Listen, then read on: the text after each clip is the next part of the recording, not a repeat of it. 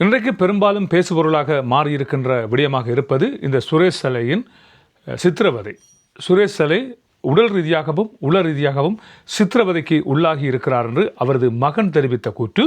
அவை தொடர்பாக உதய ஹம்மம்பில் மேற்கொண்ட பத்திரிகையாளர் மாநாடு, அதன் பிற்பாடு பிமல் வீரவன்ச மேற்கொண்டிருக்கின்ற பத்திரிகையாளர் மாநாடு, இவற்றை வைத்துக்கொண்டு என்ன நடைபெறுகிறது என்பதை நாங்கள் இன்று நோக்கப் போகிறோம். வாருங்கள் காணொளிக்குள்ளே செல்லலாம்.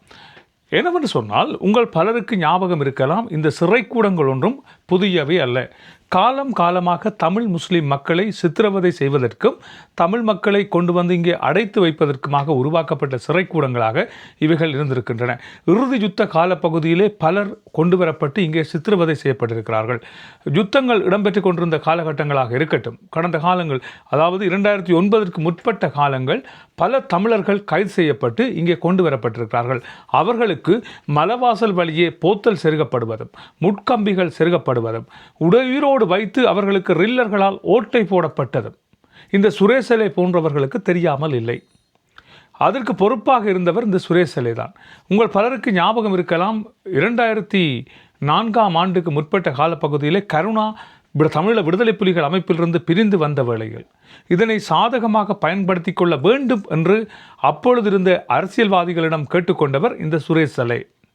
எனவே கருணாவின் பிரிவை ஒட்டி அதன் பிற்பாடு கருணாவுக்கான பல்வேறுபட்ட தங்குமிட வசதிகள் மற்றும் கருணாவின் பாதுகாப்பு போன்ற விடயங்களை செயற்படுத்தினவர் இந்த சுரேஷ் சலையாக இருக்கிறார். இப்பொழுது இருக்கின்ற சுரேஷ் சலை புத்தி பேதலித்திருக்கிறார். அவர் உள ரீதியாக பாதிக்கப்பட்டிருக்கிறார், உடல் ரீதியாக துன்புறுத்தப்படுகிறார் என்கின்ற விடயமெல்லாம் இந்த சுரேஷ் சலைக்கு தெரியாத விடயங்கள் அல்ல. இந்த சித்திரவதைகளும் சுரேஷ் சலைக்கு புரியாத விடயம் அல்ல. சித்திரவதைகள் எப்படி இருக்கும், என்ன வகையான சித்திரவதைகளை மேற்கொண்டால் என்ன தகவல்களை பெற்றுக்கொள்ளலாம். சில தமிழ் முஸ்லீம் இளைஞர்கள் இன்றும் இருக்கிறார்கள். இவர்களது சித்திரவதைகளையும் அடி ஆக்கினைகளையும் தாங்கி உடல்களிலே இன்று வரை உபாதைகளை தாங்கிக் கொண்டிருப்பவர் பலர் இருக்கிறார்கள். செய்யாத குற்றத்தை ஒப்புவிக்க வைப்பதற்காக மேற்கொள்ளப்பட்ட பல்வேறுபட்ட சித்திரவதைகள் காரணமாக ஒரு குற்றத்தை தான் செய்தேன் என்று ஒப்புக்கொண்டு சிறைவாசம் அனுபவித்து வந்தவர்கள் பலர் இன்றும் இருக்கிறார்கள். தமிழ் பேசுகின்ற மக்கள் என்பதற்காக கைது செய்யப்பட்டு சிறையிலே அடைக்கப்பட்டு இந்த சுரேஷ் சலையின் பணிப்பின் பேரில் சித்திரவதை செய்யப்பட்ட பலர் இப்பொழுதும் இருந்து கொண்டுதான் இருக்கிறார்கள். இறுதி யுத்த காலப்பகுதியிலே சரணடைந்து காணாமல் போன பலருக்கு என்ன நடைபெற்றது என்பது இந்த சுரேஷ் சலை போன்றவர்களுக்கு தெரியாமல் இல்லை. இப்படி இருக்கின்ற இந்த நிலையிலே நேற்றைய தினம் சுரேஷ் சலையின் மகன் மேற்கொண்டதாக சொல்லப்படுகின்ற பத்திரிகையாளர் மாநாடு. இந்த பத்திரிகையாளர் மாநாட்டிலே தந்தை உள ரீதியாக பாதிப்படைந்திருக்கிறார். அப்படியானால் எங்கள் தமிழ் முஸ்லீம் இளைஞர்கள் கைது செய்யப்பட்டு சிறையில் அடைக்கப்பட்ட வேளையில், அவர்கள் உடல் ரீதியாக பாதிக்கப்பட்ட வேளையில் நீங்கள் எங்கே போயிருந்தீர்கள்? நீங்கள் அவற்றை கணக்கில் எடுக்கவில்லையா? உதய ஹம்மம்பில் தெரிவித்திருக்கிறார், இனந்தெரியாத நபர்கள் வந்து சுரேஷ் சலையை தாக்குகிறார்கள், சிறியளவான உணவு தான் அவர்களுக்கு வழங்கப்படுகிறது என்பது போன்று தெரிவிக்கப்பட்டிருந்தாலும் கூட சிறைச்சாலை நிர்வாகம் அவற்றை முற்றுமுழுதாக மறுதளித்திருக்கிறது. போலீசாரும் அவற்றை மறுதளித்திருக்கிறார்கள். அப்படியான எந்தவித செயற்பாடும் இடம்பெறவில்லை என்பது போன்று தெரிவிக்கப்பட்டிருக்கிறது. ஈஸ்டர் தாக்குதலோடு சுரேஷ் சலை சம்பந்தப்பட்டிருக்கிறார் என்று தெரிவிக்கப்பட்டிருக்கிறது. எனவே உங்கள் தந்தை இவ்வாறு சித்திரவதைகளை அனுபவிக்கிறார், உள ரீதியாக பாதிக்கப்பட்டிருக்கிறார் என்று தகவல் வெளியிடுகின்ற நீங்கள் இந்த ஈஸ்டர் குண்டு தாக்குதலின் போது கொல்லப்பட்டவர்களை சற்று சிந்தித்து பார்க்க வேண்டும். இந்த ஈஸ்டர் தாக்குதலின் போது அங்கவீனமாக்கப்பட்டவர்களை நீங்கள் சிந்தித்து பார்க்க வேண்டும். அவர்களது குடும்பங்கள் இப்பொழுதும் கதறி அழுது கொண்டிருக்கிறார்கள். அந்த குண்டு வெடித்த இடத்தை சென்று பார்வையிடுகின்ற வேளையில் எங்கள் மனங்கள் எல்லாம் ஏதோ செய்கின்றன. அதில் எழுதப்பட்டிருக்கின்ற பெயர்களை வாசிக்கின்ற போது ஏதோ எங்கள் குடும்பத்தில் ஏதோ ஒரு இழப்பு இடம்பெற்றது போன்ற உணர்வு எங்களுக்கு ஏற்படுகிறது. இப்படியான ஒரு மிலைச்சத்தனமான தாக்குதலை மேற்கொண்ட உங்கள் தந்தை தொடர்பாக நீங்கள் இவ்வாறு வந்து ஊடகங்கள் முன் அழுது புலம்புவதில் என்ன பிரயோசனம் இருக்க போகிறது? உங்களுக்கு மட்டும்தான் தந்தையா, அல்லது அந்த ஈஸ்டர் குண்டு தாக்குதலில் இறந்தவர்களுக்கு குடும்பம் இல்லையா? அல்லது உங்களால் கைது செய்யப்பட்டு காணாமல் ஆக்கப்பட்டிருக்கின்ற பல்வேறுபட்ட நபர்களுக்கு குடும்பங்கள் இல்லையா, தாய் தந்தை இல்லையா? அவர்களுக்கு வலி உங்களுக்கு புரியவில்லையா என்பது போன்றுதான் இன்று கருத்துக்கள் முன்வைக்கப்பட்டிருக்கின்றன. இதே வேளையில் இன்னொரு விடயம் பலருக்கு புலனாக இருக்கிறது. என்னவென்று சொன்னால், இந்த ஈஸ்டர் குண்டு தாக்குதலோடு சம்பந்தப்பட்டார் என்று சொல்லப்படுகின்ற சஹ்ரானினுடைய நெருங்கிய கூட்டாளி ஒருவர் அரசு தரப்பு சாட்சியாக மாறியிருக்கிறார். அவர் சாட்சி சொல்லப் போகின்றார் என்கின்ற விடயம் உதயகம்பம்பில போன்றவர்களுக்கு தெரிந்திருக்கிறது. மஹிந்த ராஜபக்ச கும்பல்களுக்கு அவை தொடர்பான தகவல் ஏற்கனவே கசிந்திருந்தது. எனவே இவற்றை காவி சென்று இவற்றின் அடிப்படையில் சிறைச்சாலையிலே சுரேஷ் சலியை சந்தித்த உதயகம்பம்பில உங்கள் பலருக்கு தெரியும், பிள்ளையான் கைது செய்யப்பட்டதிலிருந்து அவருக்கு இருக்க முடியாமல் துடித்து கொண்டிருக்கிறார்.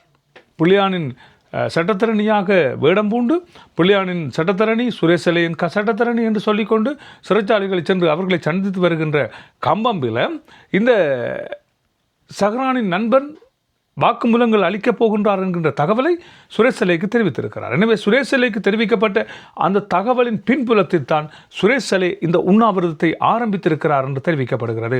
இந்த ஈஸ்டர் குண்டு தாக்குதலின் பிரதான சாட்சி ஒன்று அங்கே அரசு சாட்சியாக மாறிய பின்னர் தான் இவ்வாறான சம்பவம் இடம்பெற்றிருக்கிறது. எனவே இவை எல்லாம் திட்டமிட்ட வகையிலே நடைபெறுகின்ற ஒரு செயற்பாடாக இருக்கிறது. அரசாங்கம் இவை தொடர்பாக தகுந்த நடவடிக்கை எடுக்க வேண்டும் என்பதாக இப்பொழுது கருத்துக்கள் முன்வைக்கப்படுகின்றன. சுரேஷ் சலையினுடைய இந்த நிலைமை இப்பொழுது கொஞ்சம் மோசமடைந்திருப்பதாகவும் சிஐடியிலிருந்து அவர் இப்பொழுது தேசிய வைத்தியசாலைக்கு மாற்றப்பட்டிருப்பதாகவும் தெரிவிக்கப்பட்டிருக்கின்ற இந்த வேளையில் சுரேஷ் சலையினுடைய சட்டத்தரணிகள் மூலமாக பல்வேறுபட்ட கோரிக்கைகள் இதனை விசாரித்து வருகின்ற விசாரணை அதிகாரிக்கு அனுப்பப்பட்டிருக்கின்றன. அவரது விடயம் தொடர்பாக, அதாவது அவர் பல்வேறுபட்ட சம்பவங்களை மறந்து விட்டார் என்பது போன்று அவர்களுக்கு தெரிவிக்கப்பட்டிருக்கிறது. இப்படி பார்க்கின்ற வேளையில் ஒரு விடயம் மட்டும் உறுதியாகிறது என்னவென்று சொன்னால், எந்த விதமான வாக்குமூலங்களையும் வழங்காது அவர் மௌனம் காக்கக்கூடிய ஒரு நிலைமைக்கு அவர் சென்று விடுவார் என்று சொல்லப்படுகிறது. காரணம், அவர் எல்லா விடயங்களையும் மறந்து விட்டார் என்று சொல்லப்படுகிறது. சரி, இப்படி இருக்கின்ற வேளையிலே அரசு தரப்பு சாட்சியாக மாறியிருக்கின்ற சஹ்ரானோடு சேர்ந்து இயங்கினார் என்று சொல்லப்படுகின்ற அந்த நபர் நேற்று இரவு 12 மணி வரைக்கும் நீதிமன்றத்தில் வைத்து அவர் வாக்குமூலம் அளித்திருக்கிறார் என்று சொல்லப்படுகிறது. ஜார்ஜாரோடு தான் ஆயுத பயிற்சிகளை மேற்கொண்டேன், எந்தெந்த புலனாய்வு அதிகாரிகள் தங்களுக்கு உறுதுணையாக இருந்தார்கள், எங்கெங்கு தாக்குதல்களை மேற்கொள்ள திட்டமிட்டிருந்தோம் என்பது போன்றும் இவற்றோடு யார் சம்பந்தப்பட்டிருக்கிறார்கள், இவற்றின் பின்னணியில் யார் இருக்கிறார்கள் என்பது தொடர்பான சகல விடயங்களையும் அவர் நீதிமன்றத்திலே தெரிவித்திருக்கிறார் என்று தெரிவிக்கப்படுகிறது. இதன் பின்னணியிலே பயம் கொண்ட சலே இவை தொடர்பாக இப்பொழுது புத்தி பேதளித்து விட்டது என்கின்ற நாடகத்தை ஆடுகிறாரா என்பது போன்றுதான் இப்பொழுது கதைகள் வந்து கொண்டிருக்கின்றன. அதற்கு மகுடம் சூடுமா போல்தான் விமல் வீரவன்சவாக இருக்கட்டும், உதயகம்பம்பிலவாக இருக்கட்டும், சுரேஷ் சலையினரது மகனாக இருக்கட்டும், மனைவியாக இருக்கட்டும், சகோதரராக இருக்கட்டும் இப்பொழுது கருத்துக்களை தெரிவித்து வருகிறார்கள் என்று தெரிவிக்கப்படுகிறது. இப்படி இருக்கின்ற இந்த நிலைமைகள் ஈஸ்டர் குண்டு தாக்குதல் விசாரணை மிக கச்சிதமாக இடம்பெற்று வருவதாக மல்கம் ரஞ்சித் ஆண்டகை அவர்கள் தெரிவித்திருக்கிறார்.